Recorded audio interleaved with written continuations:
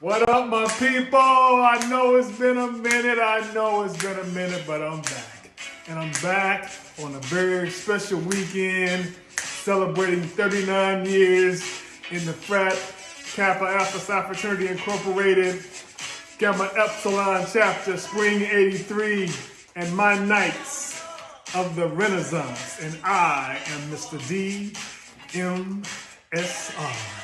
But the question of the day is, what are we cooking today? I'm so glad you asked. We're gonna do a whole fried red snapper. We're gonna add some sweetness to it by adding some Thai chili sauce. And then we're gonna do it all to the sounds of Prince DMSR. So get ready, because where's my cane? I don't have one.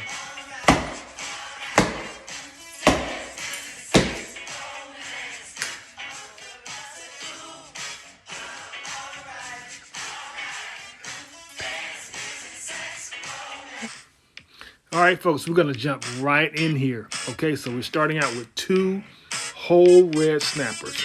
We're going to put a long cut on both sides of the fish to ensure that we get the seasoning down all the way to the bone and cooks the fish just a little bit faster. So season these puppies up with some salt, pepper, garlic powder, and onion powder. And once we do that, we are off to the races.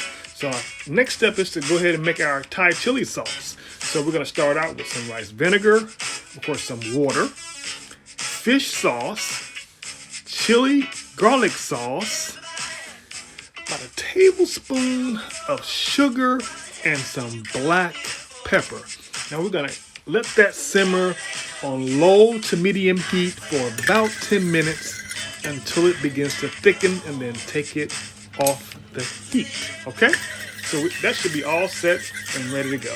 So our next thing is to go ahead and make our batter. So we're going to have 2 batters here. One is a liquid batter and one is a dry batter. So the liquid batter includes flour, cornstarch, salt, again granulated garlic, and then we're going to use some club soda. So club soda provides a lighter, airier consistency to your batter, and you want to just whip that up until you get it to the point where you know it's going to cover the fish. Not too light, not too lumpy. I think you'll know it when you see it. And if you don't, then just take a look here and see what the consistency of the batter should be. Add as much additional club soda as you need to get it to the point where you know it's going to properly coat the fish. So we're going to move right into thickening up our Thai chili sauce. So we're going to add some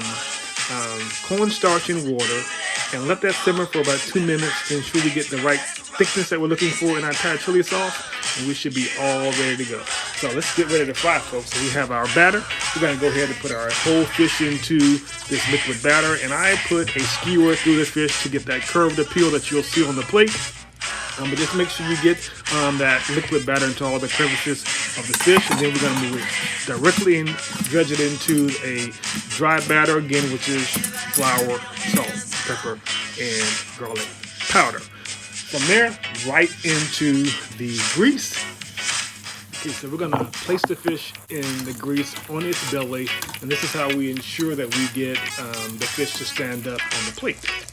So you want to make sure you cook it on all sides, of course, but ultimately you want the fish to stand up. So with that all said and done, the fish is all ready and ready to move to the plate. I cooked a little saffron rice to go with this dish and some broccoli as well. So we're going to go ahead and put the saffron rice down in the center of the plate. Come back with some steamed broccoli, and then the star of the dish today, folks, as we mentioned, is a whole red snapper.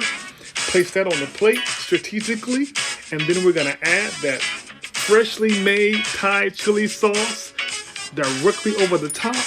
And now you have at home your own whole fried red snapper, folks, that you are going to love. It is crispy, it is hot, it is spicy, and you are going to love it. Thank you.